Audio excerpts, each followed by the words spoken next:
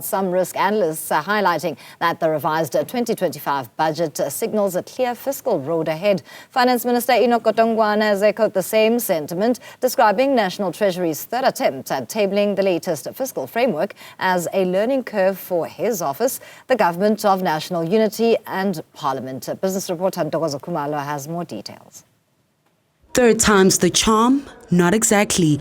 But there's a growing sense that Budget 3.0 landed better than its predecessors in February and March. Finance Minister Enoch Godongwana says the crash course in coalition governance has forced a rethink on everything from policy to public messaging.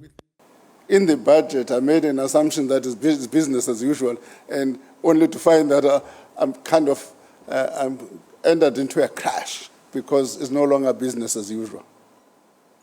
So everybody is trying to draw lessons. We ourselves have got to draw lessons because we're not used to have an irritation of talking to other people when you do things.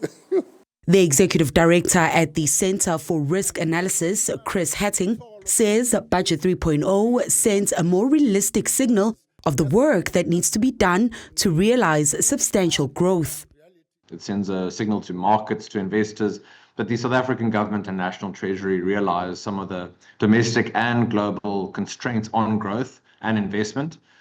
Among the real talk moves, more than 219 billion rand allocated to fixing the electricity grid, a move Solar Africa CEO David McDonald is excited about. And FutureWise MD Arno Janssen van Vieren is equally charged by the boost to early education. However, the minister had to drop Peter to pay Paul on some budget items. Boipelo Ndimande, Chief Financial Officer at Momentum, is worried the 4% fuel levy hike will squeeze consumers dry, while the company's youth employment portfolio head, Kosnati Mahlangu, says the budget left unemployed youth out in the economic cold. Hatting argues that this is where the money being poured into debt repayments come in, but only if there is a concrete plan to not just stabilize debt at current levels, but substantially reduce it in the medium term.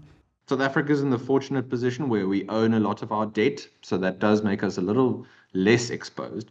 But the longer we sort of just keep consolidating around the 76, 77% mark, that really does crowd out other forms of spending. No VAT hike, 68 billion rand shaved off in spending, but still no room for big dreams.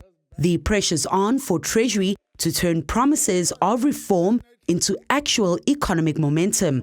For now, Budget 3.0 is a political balancing act and a financial survival guide until Treasury can get to the point of balancing the books for growth. For Newzroom Afrika on Channel 405, I'm Ntokozo Khumalo in Johannesburg.